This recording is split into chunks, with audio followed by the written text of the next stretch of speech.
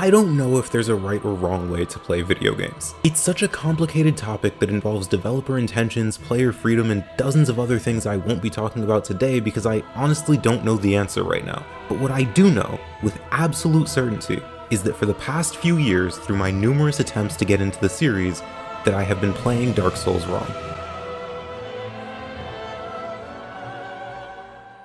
Now I'm about to say something totally unbelievable that may genuinely shock you. It's a bit of a hot take, but I really do think it's true, so stay with me for a second. Dark Souls is hard. Yeah, I know, crazy, right? Here's the thing about Dark Souls. Because it's so difficult, you're gonna die very often. That's just how the game works and there's no real way around it. It's because of this that Dark Souls is pretty universally recognized as one of the hardest series in mainstream gaming. There's a reason people say the Dark Souls of platformers.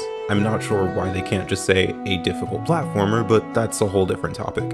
Anyway, what's important here is due to this game's unrelenting difficulty and total lack of handholding that it completely took the world by storm in the beginning of the 2010s. Now, if you can believe it, I'm a bit of a fan of video games myself, and naturally I had heard of Dark Souls, but after playing it in 2017, I just couldn't get into it.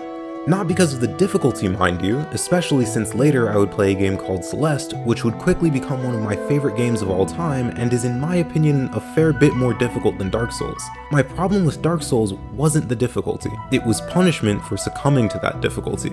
You see, in Dark Souls, every time you die, you lose all of your souls. You can go back to reclaim them, but if you die again, you'll lose all of them permanently. At the time, I believed this mechanic was in place simply to waste your time and pad the game's length. Not only that, but it was a mechanic that severely hampered my enjoyment of the game. I didn't want to explore, I didn't want to study enemy attack patterns or just generally take in the world. I was so afraid of losing my souls that I didn't even want to play the game the way the developers intended. But now, years later, after completing Dark Souls 3, or about 80% of it, look, I just really wanted to make this video, okay? I think I figured out the true reason for this mechanic, and it comes down to the reason I was able to play and enjoy Dark Souls 3 when in the past I've been entirely unable to do so. That reason is that souls don't matter. Well, they kind of don't matter. Listen, just hear me out for a second, okay? Do you need souls to level up? Yes, but I want you to take a look at this real quick. Look at how many souls I gained from just beating one boss. That's a lot of souls, right? Wrong. No, it's not that many souls. See, because you also gain a consumable upon defeating a boss that you can use for either a weapon or, if you're greedy, even more souls. Furthermore, you're granted these souls from just exploring that don't disappear upon death.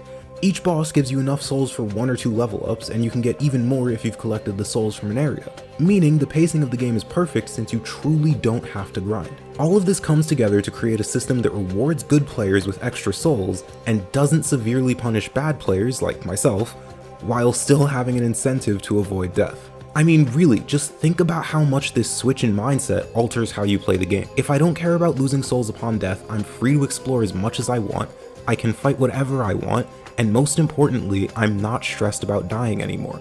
If you spend every waking moment in Dark Souls 3 terrified about dying and losing all 14 souls you've collected from the 3 skeletons you beat, you're not going to enjoy what makes this game special. You won't enjoy the beautiful views or the brilliant enemy design or the varied environments or the masterful gameplay.